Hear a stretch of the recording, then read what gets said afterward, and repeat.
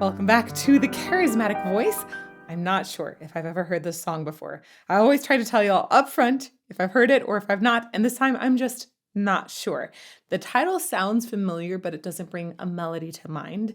And I just learned that the lead singer's name is Pat. This is going to be my first time doing a deep dive into and analyzing Train, so let's get to it.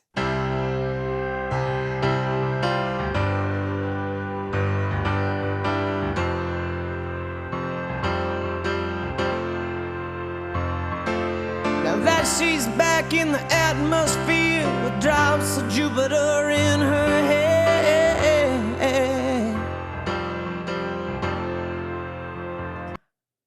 I love his voice.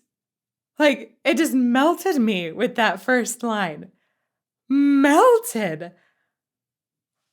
Whoa. One more time. We're probably gonna have it a lot more times. But one more time right now.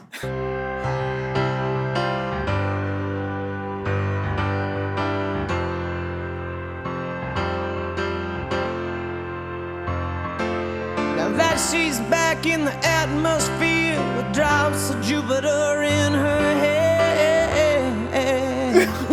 It's so good. Sorry. She acts like summer and walks like rain, reminds me that there's a time to change.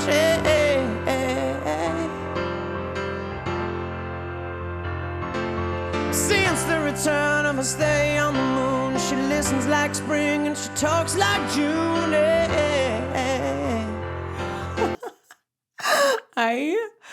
This is one of those instances where I think this is my taste in voices. Like, it's just really like running into the analysis here. It's saying like, oh my gosh, I love his tone quality. I love his tone quality. I love his tone quality. I'm going to try and figure out why I love his tone quality, of course. But I feel like maybe I heard a cover of this on The Voice. Maybe that's where, maybe I've heard it there. Maybe somebody was working on it. I used to watch that show. I used to binge it, but I haven't in quite a while. I kind of have to say a lot of the voice competitions I got a bit turned off on because I learned how some of them work in the background, and I was not impressed. But sometimes there are really great things that went out. So things or people. In this case, if I was a judge on The Voice and I heard his voice, like that very first phrase, I would have been like, boom, turn around. This is my person. And I would have begged and drooled and done anything I could to have him on my team because, wow, his voice is incredible. Side note, I read that they actually had trouble finding a record label, which just baffles me why this voice is amazing. I'm back to the beginning. I'm going to drool over the opening line just a little bit more.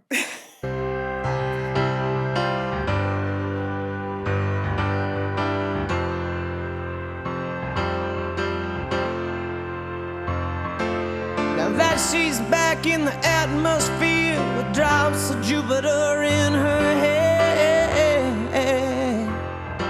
So he's using a repetitive creak where he's essentially offsetting and going back on the pitch in that phrase, which is just super beautiful and personal. I really, really love that.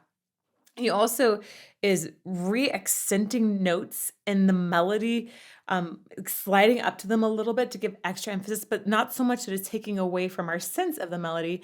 Additionally, I think one of the things that I love so much about his tone quality is this buzz in the sound.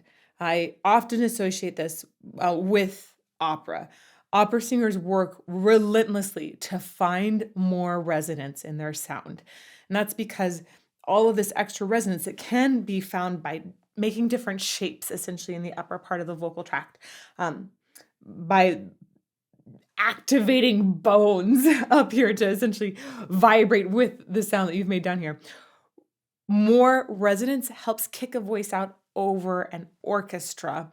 And it's super important. It creates more overtones in the sound. It often creates what we would perceive as a more rich sound. And sometimes we'll hear an overtone that is like an octave above or an octave plus a fifth above that is particularly vibrant. With opera singers is actually this like entire cluster of overtones. It's much higher. And if they can get that really loud, it helps them to be heard in the back of an audience that's 4,000 people. They're being shot out over an orchestra that's 100 different instrumentalists. And those overtones carry like crazy since they don't have a microphone.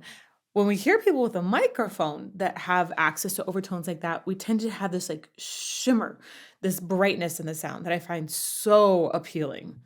Now that she's back in the atmosphere with drops of Jupiter in her head.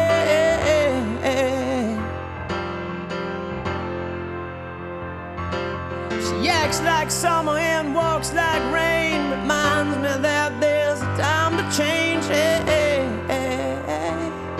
And there's a beautiful creak in there again. I think that part of the way he's accessing that extra resonance, it sounds like he's got a really nice inner smile going on. Like he's bouncing the sound off of his hard palate really well. Also, it's the sound marination is superb. She acts like summer and walks like rain. Reminds me that there's a time to change.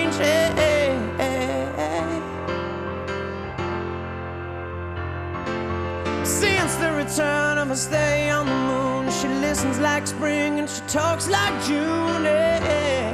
These lyrics are beautiful. Well, tell me, did you sail across the sun? Did you make it to the Milky Way to see the lights all faded and that heaven is overrated? Tell me, did you fall for a shooting star? One without a permanent scar, and then you missed me while you were looking for yourself out there. Wow. The addition of the strings in that section was gorgeous. It suddenly started to soar in the song. And I recognize the melody here a little bit. I think that it's starting to feel like there's echoes somewhere in the past I've heard this. I think I love the way his voice has this beautiful clarity and shine on it, but then at other times you hear this, like it has that creak continually in there. It's interesting because usually a creak is going to be made really at the vocal fold level. It's like this, it's like going from no pitch to pitch. And that can actually be really healthy to learn how to creak into a sound and learn where that vibration really starts to be continuous to create a pitch. But then I hear him using a little bit up high in different places, and I'm like, "Ooh, is that in a different place inside of the vocal tract?" I'm not sure. I'm really not sure, but I love it. Back. Across the sun. No, back more. This is such a guilty pleasure right now. Well, tell me, did you sail across the sun? Did you make it to the Milky Way to see the lights all faded and that heaven is overrated? Tell me, did you fall for a shooting star? One without a permanent scar, and then you missed me while you were looking for yourself out there. I love these lyrics. They have so much beautiful imagery. I'm a sucker for space. Anytime we talk about the cosmos, I tend to be very interested. But it's interesting when I first read through the lyrics, I was thinking it seemed like it was going to be about a relationship. My first take on it was that there was a hometown guy and the girl went and traveled a whole bunch and then came back to the hometown and like she'd somehow become enlightened, and it sounded like she'd grown in a lot of ways but almost forgotten her roots. And he was saying like, hey, we have an awesome time back here. There are amazing things. It sounded like this best friend from the hometown at one point was still pining after her. but she'd, perhaps in not the best of ways as well, moved on. You know, you get a little coloration from that relationship, depending on whose point of view it is.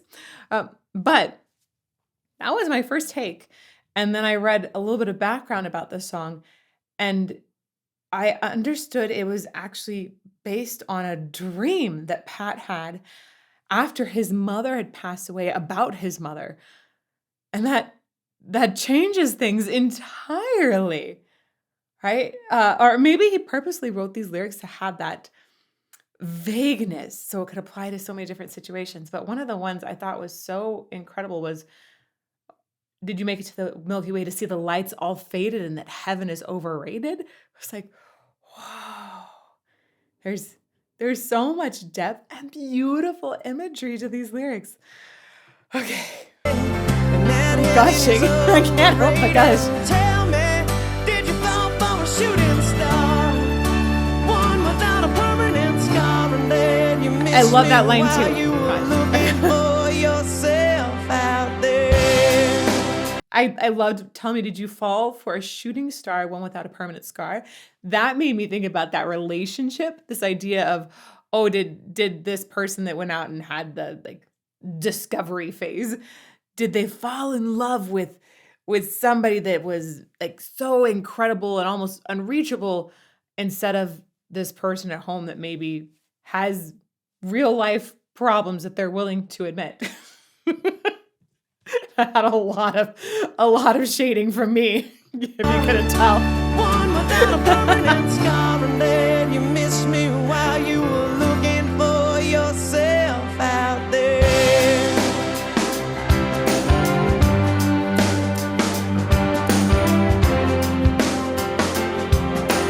I love the classical instruments in this. Now that she's back from that soul vacation, tracing her way through the constellation.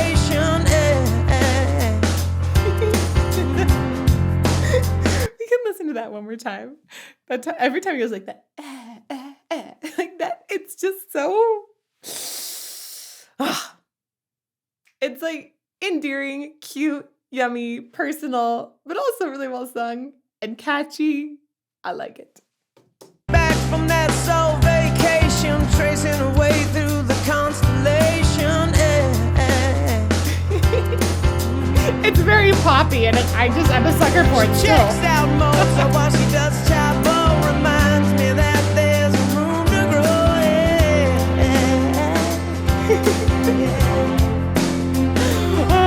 Now that she's back in the atmosphere, I'm afraid that she might think of me as plain old Jane Doe. Sorry about a man who was too afraid to fly, so we never did land. But tell me, Whoa, that was such a different approach to the stylization right here. she might think of me as plain old Jane Doe. Sorry about a man who was too afraid to fly, so we never did land. But tell me, It approaches a little more of a rap in that spot. That it's not soaring with the melody as much, and he's doing the same thing that we heard in the opening verse, a couple other spots as well, where he goes bow, bow, bow, bow, and it's doing essentially a slide up to the pitch.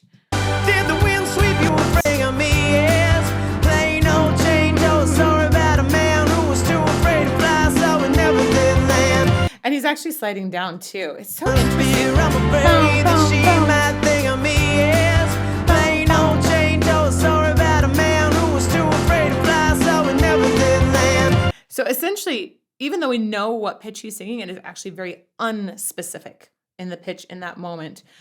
Not in the same way that the little creak is. The creak is actually not a real pitch coming through. This is real pitches. It's just not sustained in the same way that we have a soaring melody. It does a nice juxtaposition against the chorus. Fear, I'm afraid that she might think of me as plain old Jane Doe. Sorry about a man who was too afraid to fly, so we never did land. But tell me, did the wind sweep you off your feet? Did you finally get the chance to dance along the light of day? And head back to the The Milky strings Way? soaring are gorgeous. Tell me, Venus blow your mind? Was it everything you wanted to find? And then you missed me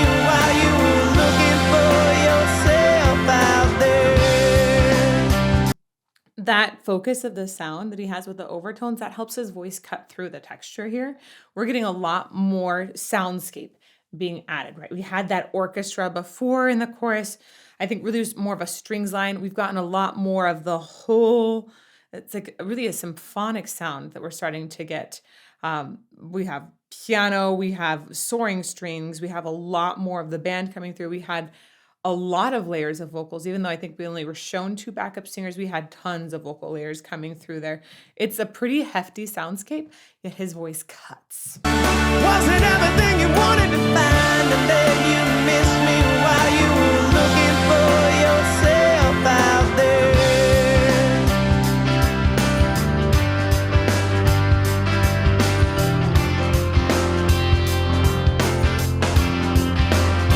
Can you imagine no love, fried, deep fried chicken? Your best friend always sticking up for you. Even when I know you're wrong, can you imagine no first dance, freeze-dried romance, 5-hour phone conversation, the best soy latte that you ever had in me? I love the delivery, the lyrics here too. The lyrics they're so evocative with the imagery, but I liked the deep fried chicken in this. That was like the first one that really got me in this section. Deep fried chicken. Your best friend always sticking. That was nice rhyme in there. Yeah. I like the freeze dried romance. What? And the best soy latte.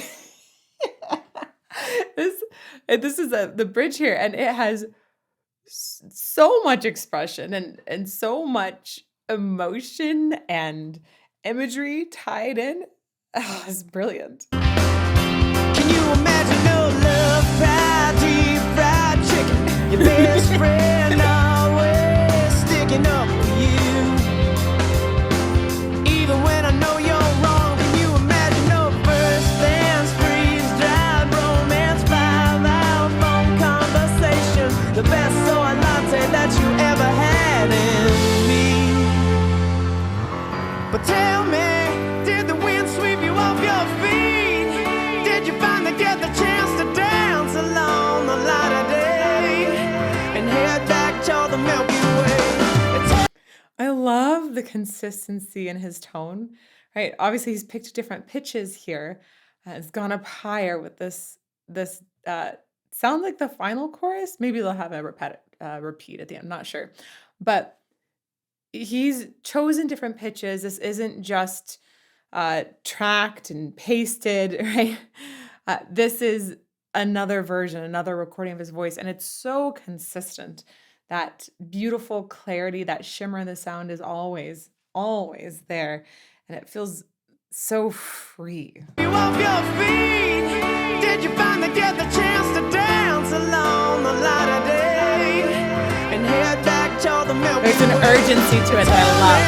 Did you sail across the sun?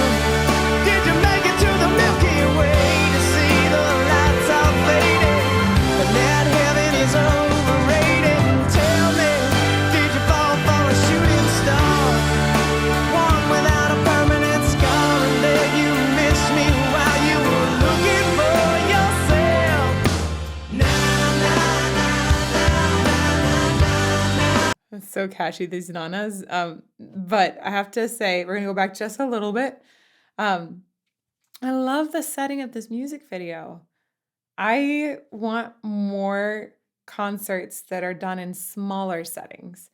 Well, I know the big ones can be fantastic with the shows and the fires and like holy crap, if you haven't been to the Sphere in Las Vegas, what an amazing concert setting. There's so much technology that can go into this huge display with a band. And that's a different kind of level. But if I really want to just enjoy the music, I like smaller venues. I like venues where the sound isn't so loud that it's starting to lose clarity.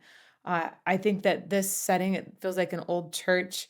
I loved that people just sitting on the floor. It seems like a super cozy audience. You have your orchestral musicians right there where you can like reach out and touch the violin. I love this kind of really intimate setting. And I want to see a lot more concerts like this. Gosh, I don't know. Someday in the future, I'd love to have a regular host a concert series that is like this. It's kind of like the Unplugged series.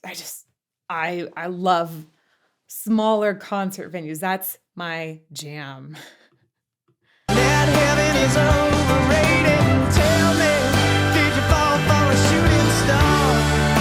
One without a permanent scar, and there you missed me while you were looking for yourself.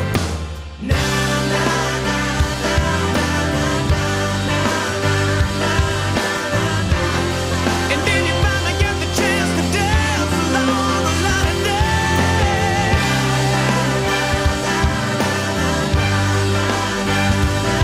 And then you fall for a shooting star, fall for a shooting star. So pretty. And now you're lonely looking for yourself out there. Beautiful last line. I love this last line. Are you lonely looking for yourself out there? Oh man, I bet that resonates with so many people. And so it's such a wonderful discovery. I want to know, since we were talking a little bit about concert venues, are there any small, intimate concert venues that you absolutely love? Please post that in the comments or in the live premiere with me if you're there. And while we're thinking about that, I'm going to toss up a playlist here of voices that I just instantly drooled for. Here you go. Saliva-inducing voices for you. May you fall more in love with music every day.